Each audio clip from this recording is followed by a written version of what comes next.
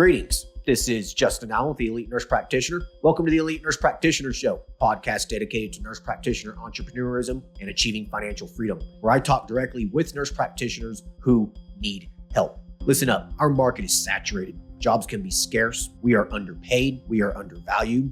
We are taken advantage of by the sharks within the healthcare system, and frankly, screw that. I'm sick of it, and it's time for a change.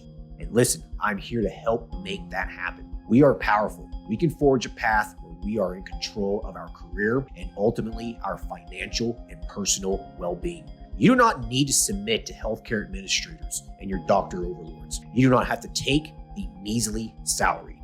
You do not have to work 50 to 60 hours a week. There is a different way, and I'm here to show you that path.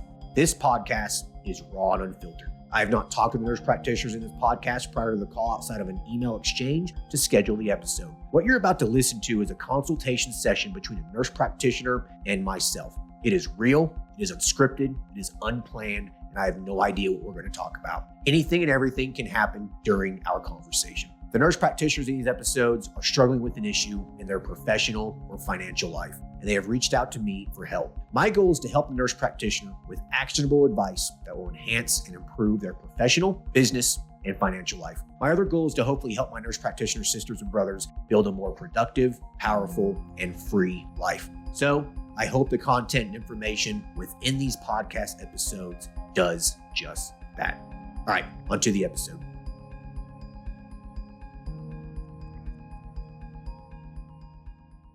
Hello, everyone. Today we'll be talking to Peggy, who is a women's health nurse practitioner. Currently, she owns and operates a women's health clinic where she focuses on general GYN services, fertility treatment, IV infusion therapy, and medical weight loss. She states business is going well, and she was able to dive into it full time just 3 months ago. She's needing assistance with the process of hiring another provider and how to streamline her business so she isn't working so much in it. Hey, Peggy, how are you? I'm good, Justin. How are you? I'm good. Thanks for dropping on here. So tell us a little bit about yourself, how long you've been a women's health nurse practitioner for, and kind of what things you've been doing. So I've been a women's health nurse practitioner about 7 years. Right out of grad school, I started working at maternal fetal medicine, also doing GYN as well. And then 3 years ago, I decided that I wanted to be part of the solution regarding women's health and just disparities that exist within women's health and open up my practice. So I did that for about part-time for 2 years. And about 3 months ago, I took the leap and I'm now there full time. Cool. Awesome. So tell us a little bit about the startup process then. What sorts of things, did you start off with? And kind of how have you grown it since then? Sure. So before we opened the doors, myself and my partner, which is my significant other, he does the financial services, the non-medical stuff.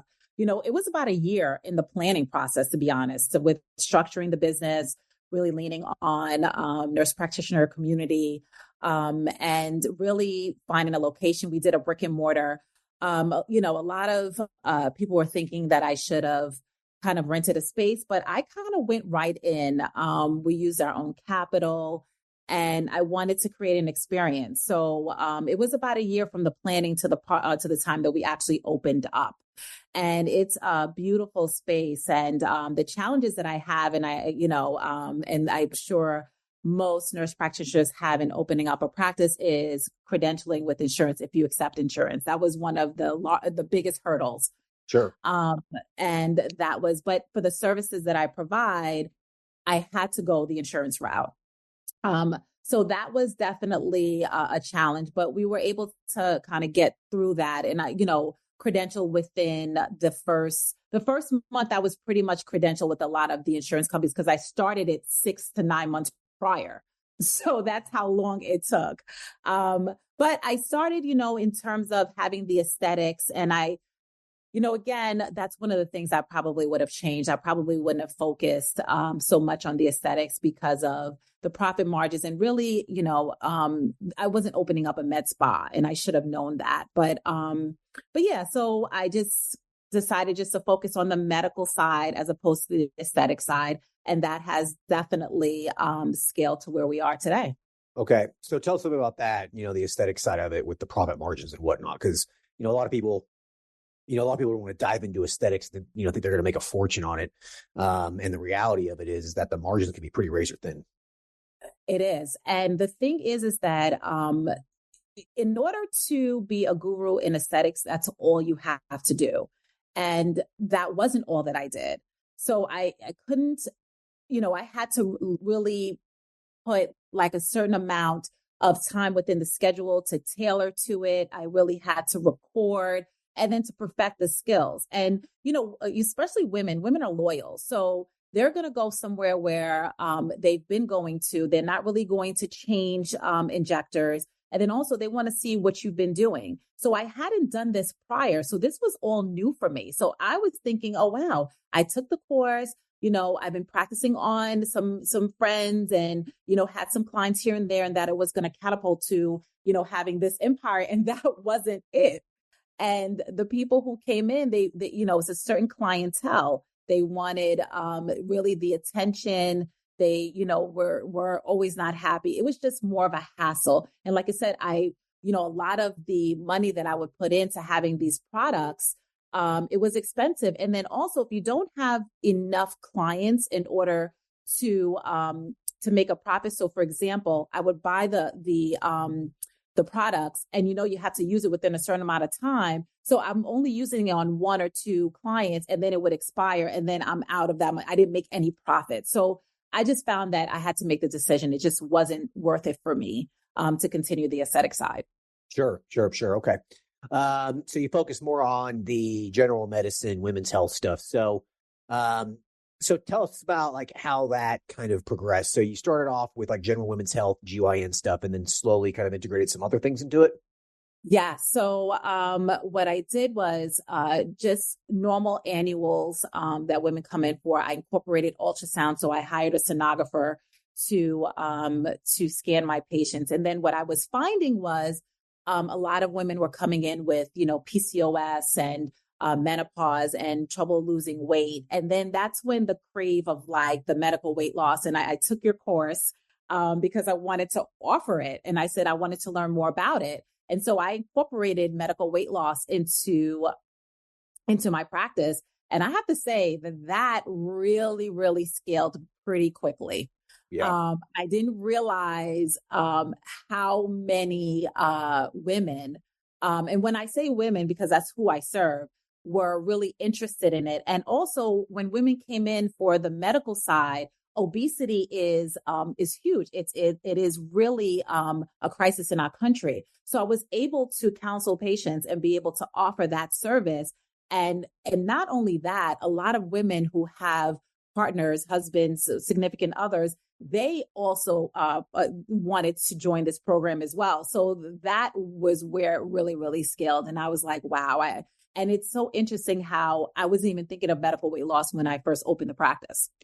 Gotcha. So you're mostly insurance based. So with like weight loss, are you doing this cash? Is it insurance? Like, how are you doing this? So because I'm going through the compounding pharmacies, I don't for the medications, I can't take insurance because they don't take insurance. So it is literally cash based. But in terms of patients coming in, because I am providing the medical services, I bill the insurance companies for that time. But in terms of the medication, that typically goes, that's cash only. Gotcha. Okay. And so from a revenue standpoint, you don't have to go any specifics, but like what percentage of the revenue then in your practice is from insurance? Then what percentage is going to be from, some of the cash-based stuff that, is not considered a medical necessity or that insurance doesn't cover? So I would say about 30% of our revenue is cash. And that's specifically from the medical weight loss. And that's because I started incorporating it maybe about a year ago. And again, I didn't realize how much that would, how many women would want that. And also I didn't do any advertise. I really don't advertise for it. It's really offering it to patients that I'm seeing on the medical side and really kind of tailoring. So I would imagine if I advertise that I offered this, I would see much more volume than the 30%. Gotcha. Okay. I mean, 30% is a pretty significant amount. I mean, Mhm. that's probably a lot of money, you know? So Yeah. you could probably scale it even more if you really wanted to. Is there a lot of competition in your area? I would say yes and no. The reason why is because I think that a lot of people are offering it. And the thing is that they're doing more of a subscription base where that's all that they do is weight loss. But that's not all that we do. So I would, again, I haven't really looked at the specifics, but just based on patients that have come in and the decision to kind of go, because patients will shop around for the best deal. Sure. So I've just been hearing from my patients what the market is out there in my area. And remember, I'm in a urban city. So there is definitely different niche practices all over. And it's not specific to just medical practices. Dentists are offering it, medical med spas are offering it, dermatologists are offering it, as well as cosmetics or plastic surgeons are offering it as well. So it's not just specific to medical niche practices or just niche practices within itself. It's being offered like everywhere, and I'm like, wow, it's amazing to me. Sure. So your best strategy is just to provide it as a service to your clients, and if people find you for it, great, kind of a Yeah. thing. Yeah, Mm-hmm. yeah. I mean, I think that's an important point. Your goal should be is to try to maximize the value of every single customer that you have. Correct. Why refer people out for something that's relatively easy to learn or to do yourself when you can increase patient satisfaction and also increase the revenue in your practice? Like, why would you do that? So I applaud you for doing that. Hell yeah. I mean, increase your revenue by 30%. So it was a worthwhile investment, right? It was definitely worthwhile. Yeah. And one of the things that I also want to offer, and maybe, you can kind of guide me through this as well, is the hormone replacement therapy for women, because that's another service. Now that I'm full time, I'm able to focus more on the practice, is offering that as well. And I've taken your course, and I think that's the next thing I'm going to start to offer for 24 in terms of, incorporating that, because again, I see only women. So it'd be ideal to offer that as well for women who need it. Gotcha. Yeah. I think it's a wise idea. I think honestly, I think it's foolish not to provide hormone replacement therapy in a women's health practice. I mean, if you're not going to get it to them, they're just going to go somewhere else and get it. And then you could lose them as a patient for other things, right? So Correct. yeah, so I would definitely be offering it. Insurance will cover it a lot of the times, but a lot of times they won't. So it's probably going to be one of those hybrid sorts of things for you where, insurance will cover it for some people and then it'll be cash for other people. The big thing there is going to be, their age. Are they, menopausal? I mean, there's going to be a variety of different factors that go into play there in terms of if there's going to be insurance coverage or not. You know what I mean? So, Correct. And I yeah, think that that's my reluctance too, like in terms of, well, not really reluctance, but really how am I going to see medical weight loss was different because again, I could offer that because of the way that the insurance, especially with the brand names, a brand name semaglutides, how that was going in the market. But hormone replacement is kind of tricky, especially when we accept insurances. So that's where what I haven't figured out yet. yeah, I think that if you stick with compounding pharmacies predominantly, it's going to be a cash-based thing. Okay. Yeah, insurance usually is not going to cover that sort of a thing. Okay. Most insurance companies, will not reimburse patients or pay for compounded meds. So I think that if you stick with compounding pharmacies for it, you'll be able to charge the patients cash for it. And then you will, you could bill insurance for the actual visits if you want to, lab management, medication management, that sort of a thing. You could bill insurance for just general ICD codes, right? Like fatigue, perimenopause, et cetera, right? Things like that. And then you can just charge them cash for the compounded meds. So then you're going to get, two revenue streams, basically. You shouldn't really have to worry too much about audits, having to pay back insurance for just the visit itself. That shouldn't be Mm-hmm. much of an issue. But the compounded meds, they're just not going to cover it. So I would just go cash with that. So yeah, that's how I would do it. Okay. Yeah, no, that's definitely a great idea. And like you said, it would be foolish for me not to offer it. Yeah, for sure. And I've had women who've asked, and again, and that's one of the things going full time is that I now have some time to focus on the practice, which I didn't have before. Yeah. It would absolutely be foolish. Now, with you being a women's health clinic, I would offer, a full service hormone replacement therapy kind of package. And by that, I would say, don't stick to just one modality. Don't just stick to creams. Don't just stick to injections. Don't stick to pellets. Do all of them. Okay. So offer all modalities because some women like creams. Some people like topicals. Some women like to actually give themselves an injection once a week or whatever. Some women like pellets, So I would offer all those modalities. Okay. And most of that's going to be cash based. And then you can just charge insurance for, the visit itself. If you're going to do a pellet insertion, don't even try to even charge insurance for the procedure or anything like that. Don't even try it. Just charge cash for it and be done with it. You know what I mean? Yeah. Don't even try. Once you start trying to do some procedure codes for certain things, that's when audits are going to start. And then that's when problems could arise. So if you do pellets, stick with cash. And with the pellets, is it something where obviously I would have to get some training? Would I go straight to the manufacturer, or what has been like your experience with other NPs, how they have gotten trained with pellets? A lot of people will go through these big, providers, these nationwide providers for them, BioT and, there's a variety of other ones. So a lot of people will go through them. I personally would recommend against that because you have to sign contracts. You have to be exclusive with them. They take a percentage of your profits and that sort of a thing. It's really not that hard to learn. I don't know why people complicate this when it's not complicated. It really isn't. It's pretty easy. Hormone replacement therapy is hormone replacement therapy. Once you understand the principles of hormone replacement therapy, it doesn't matter if it's a pellet, it doesn't matter if it's cream, it doesn't matter if it's an injection. It's all the same side effects. It's all the same effects. It's all the same monitoring. It's pretty much all the same. Okay.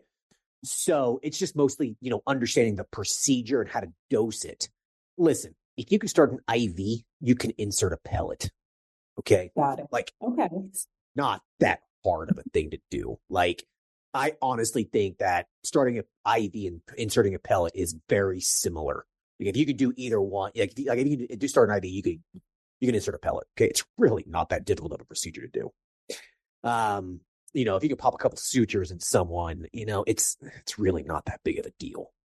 Okay. So, with you being GYN, you kind of do some procedural stuff on a daily basis, I imagine, right? Yeah. Absolutely. Yeah. So, right. I love procedures. I love procedures. Yeah. Yeah. So you don't need to go to some fancy, expensive training and give away your profits for this. Okay.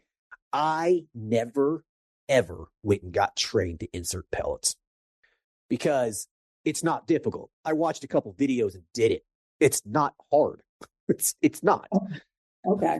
Yeah. And then you get into the compounding pharmacy. Is it like in a trocher? And I guess I don't have to videos and see how to insert it. Exactly. Yeah. We do have a pellet course that kind of goes over it and has some videos and stuff as well. If you want to take a look at that, how to dose it, and that sort of a thing. There's plenty of videos on YouTube and stuff on how to do it. It's really not that hard. Okay. Yeah. You can experiment, on, a banana or something, you don't need to, it's not hard. It's nothing, there's not really nothing to it. So, it's just mostly, learning how to dose it appropriately. And, there's some ways that you could dose it, objectively, but a lot of it's just kind of like you look at the patient, you see how big they are, you get a good sense of their metabolism, and a lot of it's kind of the art of it, right? Mm-hmm. So, yeah, it's, the art of practice. So, and what are the profit margins with pellets specifically? Pretty solid. If you can get pellets through, a variety of compounding pharmacies, a lot of compounding pharmacies offer them, and they are a hell of a lot cheaper than going through, a lot of the big name brands. And they don't take a percentage of your profit. And they're not exclusive. You don't have to sign contracts and stuff, right? So the profit margins are pretty solid. You're looking at, oh, geez, I mean, 3 to 4x profits on it. Wow. Okay. Okay. It's a great little cash thing. I mean, it really is.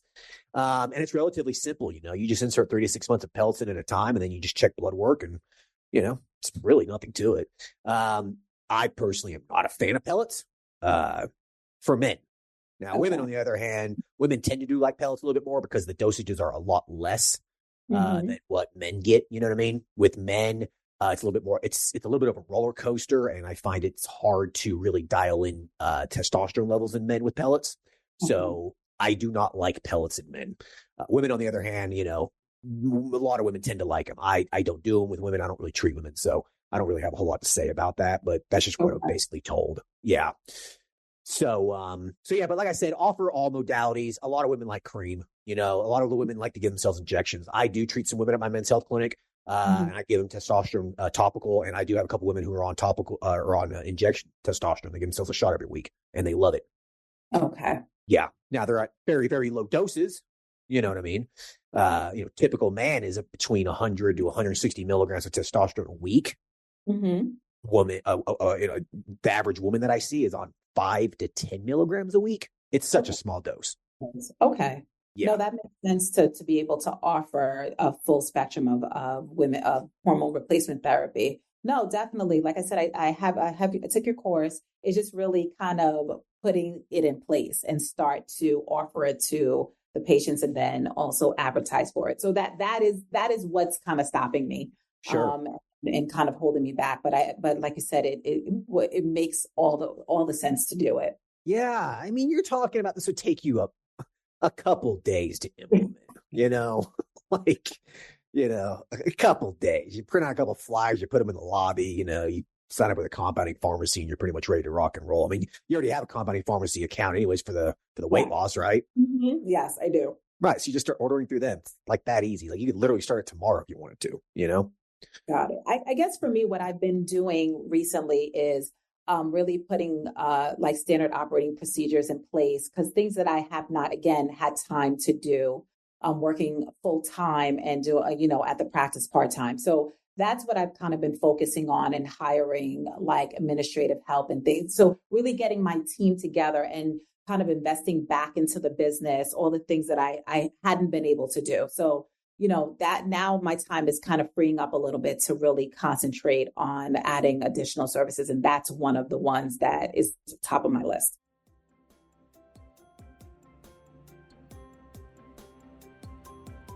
All right. I hope everyone's enjoying the episode so far. I just wanted to take a quick break to thank everyone listening, and also give a big thank you to all of my social media followers and email subscribers. If you haven't done so yet, please subscribe to our email list at www.elitenp.com, and make sure to follow us on Facebook, Instagram, and LinkedIn.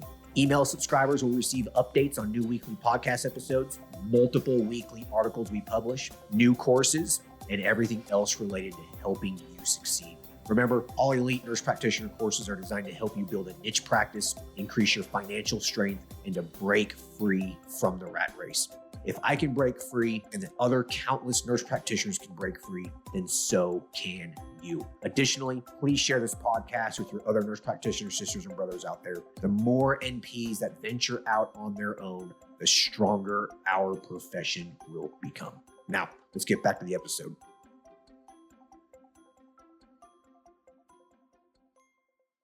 Yeah, definitely do it. I would highly advise it. So that would be another great service you could offer. And I bet you it would increase your revenue by another 10 or 20%. So you could easily be almost 50% cash, 50% insurance, Wow. Have a very diversified clinic. So, yeah. So, anyways, though, let's talk about, one of your big problems here is hiring another provider. So tell me about what's your hang up. So I guess the thing is, one is in terms of having another provider there with a panel dedicated to them, and just with them calling out or just leaving the practice altogether. And now I have patient schedule whereas I would have to now assume, take on an additional panel that I have now. That's one hiccup. And then the other hiccup is really having a provider that patients will be happy with. And that, again, these seem like personal problems, but I guess for me, done so much to uh, really scale this practice. We have great reviews, and I just don't want someone coming in and ruining that. And yeah, I need your help in terms of guidance, Okay. how to Sure. kind of get over that. Yeah. Okay. So first off, right, this is a fear that every single NP who owns a business is going to have when they hire their first provider. Okay. So this fear is not, solely owned by you. Okay. Everyone has this fear. All right. So first, understand that, and it should help ease your mind a little bit, right? Everyone has it, right? So, so just keep that in mind. Now, it's usually it's an unfound fear in general. Okay. I don't think I would worry too much about it because, you're hiring a provider, a nurse practitioner. This is a professional who, in theory, should care about what they're doing, right? Mm-hmm. They have malpractice. They're a professional. They should care about what it is that they do, right? So they should do a good job. If you pay them production, they're going to ensure they do a good job. Okay. So one way you can hold them accountable is by paying them production, being a production-based, having a production-based salary. Okay. Yeah. So pay them production, pay them based off of patients seen, maybe even include patient satisfaction in that or something. And this is going to require some tracking from you. Okay. Mm-hmm. It's going to require a little bit of due diligence from you, on a monthly basis, basically, but it's worth it. But I don't think I'd worry too much about it. You're going to interview some people and who's an asshole and who's not, who's a bitch and who's not, Mm-hmm. Don't hire those people. If you have a bad vibe, don't hire them. Right. Mm-hmm. Yeah. Like interview people, like you'll know who's the right fit. You'll just know, you'll know who jives with you, who you feel like you can talk to easily, who seems to understand, like you'll be able to get it. Got it. And then I guess the production base, if, because of what, I do as a women's health nurse practitioner, so most, NPs are either going to be family or women's health. I guess with the GYN aspect in production would that model still work? Yes. Okay. Yeah, for sure. Pay them. You could do if you're insurance based, you could do an RVU based thing. Your EMR should be able to give you, RVU based reports, work RVUs based off of what someone's billing and what they're producing. Okay. So that's one way you could do it. Another way is you could just do a percentage of collections. Okay. Or you can just do a flat rate per patient, per new patient, per follow up, per procedure. It really just depends on how you want to do it. Percentage of collections is honestly the easiest way to do it. Like you just look at how much money they brought in on a monthly basis, and then you just give them a percentage. Like that's it. Okay. Right? If you're going to do per patient, per follow up, per procedure, it's to require a little bit of due diligence from you to actually make sure that they're being paid correctly by going in the EMR, checking reports, doing that sort of a thing, right? Mm-hmm. If you're paying per, just per patient, per new patient, per follow-up, you're going to have to get the schedule. You're going to have to just do math. It's kind of tedious. It's tedious. So, yeah. So it's really up to you on what sounds best, I don't know, how competitive is the NP market in your area? Are people like super desperate for jobs, or is it kind of saturated? What's it looking like? I would say that it's definitely a saturated market, but because I'm in an urban city, there a lot of the NPs are working for health systems, and there are a lot of health systems in the area. So this would be on a part-time or per diem. I wouldn't hire full-time, but I'm venturing again. I don't know. I'm thinking with production base, it might be a little difficult in my area, just because I'm going up against, other either practices. And then also a lot of NPs are now starting to do a lot of niche practices so I think that that's the other thing, which is great. Don't get me wrong, but Yeah, I'm not sure how that's going to work, just because of the competition that's out there. Okay. Well, so, 30%, 30 to 40% is typical on paying Mhm. someone collections. Okay.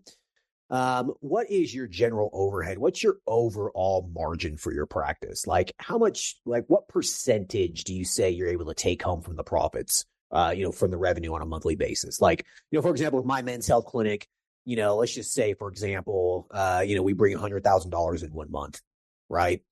We bring $100,000 in, expenses for, compounded meds, rent, utilities, insurance, paying medical assistants, paying nurse practitioners that we see, like everything, every expense, comes out to be probably about 70 to 80%, right? Mhm. So I have about 20% left over. That's kind of a profit, right? So what estimate would you say, like what percentage is that right now for you? So right now, I would say it's probably about 10 to 15%. Okay. So your margins are pretty thin then. Is this after paying yourself or is this? This is after my salary, overhead, payroll, all that. Right, right. And you writing off some stuff, I'm sure too. Yeah, correct. Right. Yeah. Mhm. Okay. So more than likely your general profit margin, then if you factor in, all the perks of being a business owner and having your salary, probably more like 25, 30%. Yeah, that's about fair. That's About all right. right. Yeah. That seems about accurate for, most practices. They can go up to 40 or 50%, depending on how lean of a business you have. But that Mhm. seems to be about the average. 30 to 40%, seems to be the average. So if you hire another nurse practitioner and pay them 40%, okay. So you have Mhm. to imagine now 40% of all that all that revenue or all that profit that the other nurse practitioner generates is going to go to them to pay themselves, right? So that 60% now is going to be more like, you'll see probably um 30% of that. So you're going to see maybe like 10 to 15% of what that person actually produces once you pay them and once that Mhm. revenue goes towards your overhead and all that kind of stuff. You'll see about 15%. So Okay. if they generate, let's just for simple math, they generate $10,000 a month after everything's said and done, after you pay overhead and pay that individual, you will have a profit of about 1,500 bucks. So you're Mhm. so you're making money for doing nothing. Yes, that's true.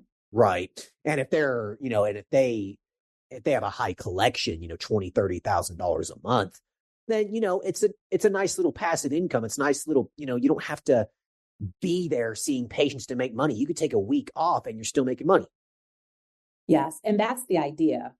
Because if I'm not there, the business solely relies on me being there. And if I'm not there, obviously we're not making money. I mean, one of the passive incomes that I do have is, you know, I have sonographers that have, we have an ultrasound. So patients can come in and have ultrasounds performed. And that's somewhat of a passive income, but that's very limited at the end of the Right. day. So, Right. so Right. having another NP there is definitely going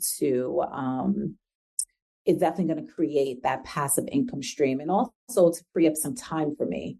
Yeah. And it's right. It's the only way you're going to be able to get out of the business. The only way. There's no other way. That's Yeah. the problem about being the sole provider at a practice, right? Yeah. There's no vacation. There's no PTO. No, no sick days. Yeah, there's no sick days. There's no PTO. There's no sick time. If you don't No, go and see patients, you don't make money that day, correct. right? Absolutely. Yeah, Absolutely. Correct. yeah. And so, your priority at this point, you've been open for 3 years. You've been able to go full time in just the last 3 months. The practice is growing. You start offering other services as well, like hormone replacement therapy and stuff. It's going to grow even more. You Mhm. bring another provider in. Now you have two panels being built.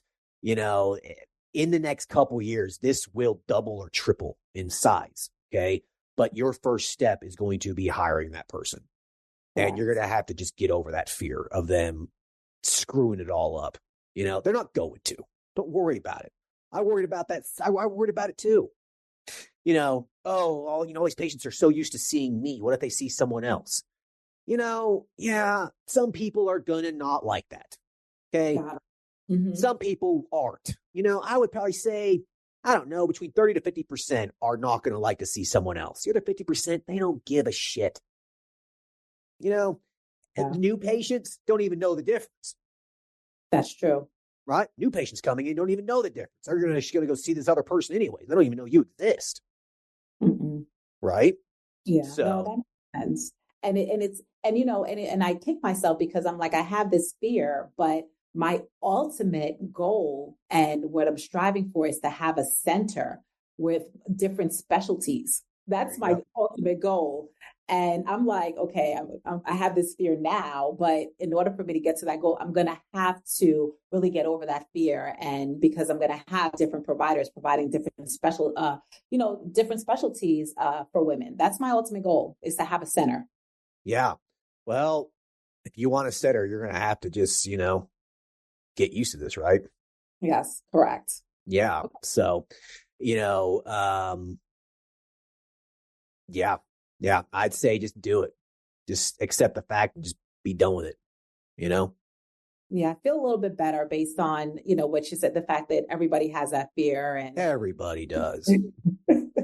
Yeah. It's everyone has that fear, when you let go of kind of what you built and what you've done, a lot of it's ego based. You got to let go of your ego too. Like, yeah, you're important. At the end of the day, you're not that important. Yeah. No, that makes sense. Because like you said, sometimes people just want to be seen. They just want to be seen, right? Yeah. They're going to get the same quality of care from someone else, as long as that person's not an idiot. Then you don't strike me as someone who's going to hire an idiot. Oh, thank you. No, I try not to. Listen, but people will surprise you. But no, I think that makes sense. And just kind of getting over that fear. And then maybe just starting them out pretty slow, like maybe, 1 day a week, and just to kind of see how that goes. Exactly. Just start them off as part-time, 1 day a week. And that's how I would advertise the job, looking for part-time NP for growing women's health practice, 1 to 2 days a week with, opportunities for growth, in over the next year or something like that. Just leave it like that. You're going to get people who are, looking for a job that would probably like to, work on a Friday or something there and do that. Got it. How do you feel about new grads? I don't have a problem with them as long as they are a smart new grad. I would never, ever hire a new grad NP who has no RN experience. I throw the application away. I don't even look at it. So any NP out there that has no RN experience, good luck. Don't apply to my practice. I throw your application away. That still baffles me how, there are people that have gone straight from, their undergrad to an NP and not even had any experience as an RN. Baffles me. That's where you cut your teeth. That's where you pay your dues. That's what you learn. That's where you learn sick and not sick. Yeah. Yeah. No. If someone applies to a job that I'm posting at my men's health clinic, I see that you have absolutely no RN experience and you're a new grad, I throw it away. You're so new. Like, absolutely not. Yeah. So if they have solid RN experience, so absolutely, I'd hire them. Someone working in the ER for 20 years, that person probably knows more than you do anyways. That's true. That is absolutely true. Yeah. So yeah, it just depends on that. I did hire a new grad NP at my men's health clinic. We have 4 NPs at my men's health clinic now, and one of them was a new grad. But she had she was a rock star NP, ICU, ER for a decade. She's smart. She knows her shit, right? Okay. Yeah. So, and she jumped right in, she's not sitting there questioning lab values that are 1 point over, because how many labs does she see a day in the ICU and the ER? I can imagine. Right. She knows what normal is and what normal is not. Right. Mm-hmm. Yeah. So anyways, that's my opinion on that. All right. No, that definitely is definitely solid recommendations and advice. And I'm definitely going to, that is going to be on the top of the list. Yeah.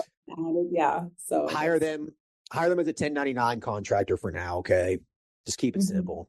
Malpractice insurance, should just be a part-time policy. It really shouldn't cost much. I mean, you can get a part-time policy through Pro Liability or CM&F Group for, $1,000 or something. You as the employer, I would reimburse them for it. Okay. So yeah, I would do that for them. And just hire them as 1099, pay them once a month, call it a day. Okay. That easy. That sounds very easy. No, when you put it that way, it is. Yeah. You're absolutely right. It's easy. Now with insurance and credentialing and that kind of a thing, it's going to complicate it a little bit, but they can just bill through you for a little while until they're credentialed. And it should only take a month or two to get them credentialed anyways, because you're already credentialed as an entity. So it's just basically bringing them onto your panel, right? Yes, it is, because that's one of the things I credentialed as a group, because I knew I would add other providers later on. There you go. So, that should take a month or two. It should not take that long. Okay. Yeah. I mean, sounds very easy. This is good. This is good. I feel a little better. Yeah. Good. But yeah, that's your first step. You want to get out of the business. That's going to be your first step, Okay. So, any other questions? Anything else you want to talk about? I think we talked about, definitely offering hormone replacement therapy into your practice to increase revenue, hiring some other people, and just trying to, get yourself out of the business, basically. So is there anything else that you would like to talk about, or any other questions? I guess the other question is really like networking with other NPs, just creating, because, even though we are thriving and the practice is doing well, I still feel like we don't have a solid referral partnership. And I think that is one of the things. I mean, I have the Google listing. A lot of women find me through Google. I have great Google reviews. Also, this patient came in and did a TikTok video that went viral. But I just feel like that referral partnership is where I think that we're lacking. What are your thoughts on that?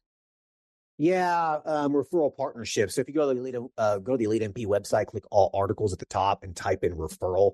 I've written a couple of articles about how to develop some referral partnerships in your area, in your community. It's relatively simple. You just have to get out there. Okay. You have to go to these other practices, these primary care practices. You have to go to these places where you're going to get some referrals and some word of mouth. It's just printing out some very nice brochures and just shaking a hand and just talking to someone for 5 to 10 minutes. Got it. Okay. Just old school, boots on the ground. Just that's exactly what it is. Old school, just boots to the ground. You just got to get out there and do it. Okay. No, that makes sense. Yeah. It's worthwhile too. You can get a referral partnership, relationship with someone who could refer you a lot of business. So it's definitely worthwhile. Okay. Yeah. All right. Yeah. I did that with like the urgent cares and things like that, but I think it's, like I said, getting out to a primary care, a lot of specialty practices, mental health as well. Yeah. So, all right. No, that makes sense. I just have to create a list and kind of start hitting different practices. Exactly. You just need to take a day off and just go out and do it just all day long. You know what I mean? Yeah. Yeah. And I hate to say this, but sometimes a little bit of a bribe with some food and stuff is a good idea. You know what? That is absolute. Because listen, there's so many times I get lab companies coming in with food like that. No, that makes sense. Yeah. Stop, yeah, drop some donuts off, drop a fruit tray off, whatever, with your card on it and that kind of a thing. Yeah, shit like that works. Yeah. Okay. That's a good. Yeah. I didn't really think about that on the other side, but no, that makes sense. Yep. Okay. Yep. And it's all tax write-off. Write it all off. Yep. I listened to your asset protection course. All right. Well, cool deal. All right. Well, anyways, any other questions? No questions. I think you've really, really answered all my questions and kind of put my mind at ease, which is great. I definitely appreciate it. All right. You're welcome. Well, like to end the episode with you asking me a question. Do you have a question for me? Personal question, a curiosity, anything like that? Um, you know, I think I've kind of listened to all your podcasts, so I've kind of heard a lot about a lot of questions being asked. I guess the one question I would say is, what made you want to do the conference that's coming up? I think that that's amazing, by the way, and I will definitely be attending. But I just want to, what were was that something that you ultimately always wanted to do, or that just came, as something through the Elite NP and that Sure. you.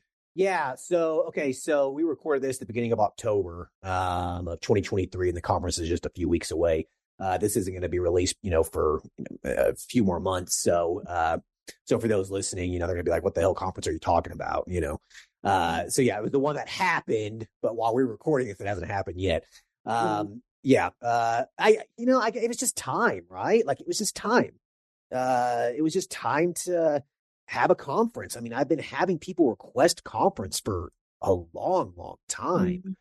And yeah, I think it was just time for, the growth of Elite NP, that if we really want to grow and, develop, build this community even more, that we should, we need to have a conference. We need to get the true Elite NPs out there together, the ones who are willing to fly out somewhere and take 4 or 5 days off and network and that kind of a thing. Like, I think it presents who's serious and who really isn't.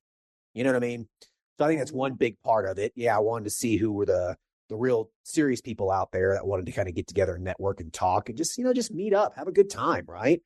I don't really care if I don't network with one person. I think it's just gonna be nice to meet people, and I think it was just gonna be fun to stretch my public speaking legs out a little bit. This will be the first time I've ever spoken in front of 300 people, so I'm kind of a little nervous about it, but I'm kind of looking forward to it. You got this. You so got this. Like, I'm not even worried. Like, you just imagine just doing the podcast that you do really, really well, and it'll be fine.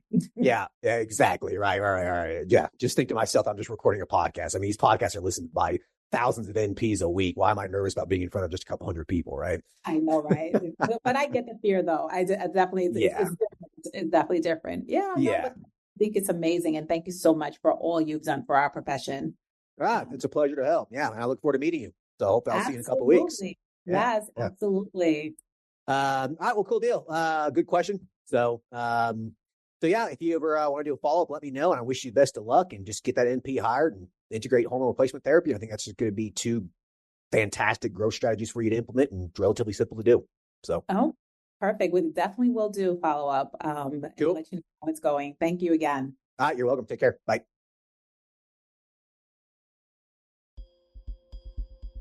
All right, I hope everyone enjoyed the episode with Peggy. Glad she's doing well. She has a hybrid women's health practice, basically. She accepts insurance and she has some cash services as well. That's the best model if you're going to accept insurance. I'd highly advise not just being 100% insurance. Diversify yourself, have some cash investments as well in your practice, having some cash services, it'll increase your revenue and it's relatively easy to do. Just offer services that insurance doesn't cover, basically, You can charge insurance for the visits, but you're going to have to charge the patient cash for the compounded meds. And, if you're growing, you're going to have to just accept the fact that you're going to have to hire someone at some point, unless you're going to want to just continue to work in the business all the time. And, that's going to slowly burn you out. Like we said in the conversation, you can't have PTO, you can't have sick time as the sole provider at a practice. Like, if you leave for a week, you don't make money unless you have subscription-based plans and patients paying you on, a weekly basis, monthly basis, that sort of a thing. Then you can start generating some revenue if you follow the model that's in the majority of our courses about having a cash-based membership program. Then you can make some money and not be there all the time. But as the provider, though, you're not going to make new money unless you are there.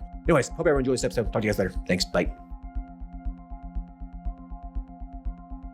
Thank you for listening to the show. Quick legal disclaimer. The content of this podcast is meant for informational and entertainment purposes only and should not be used as legal, financial, medical, regulatory, or practice-specific advice. For information pertaining to your specific legal, financial, medical, or practice-specific needs, please be sure to consult with your lawyer, CPA, medical director, and/or your state's practice laws and the most up-to-date clinical guidelines. As always, do your due diligence when it comes to any information found online and in podcasts. The content in this podcast is copyrighted by Galaxy Medical Southwest 2023 and cannot be duplicated, rebroadcasted, or reproduced without without our written permission.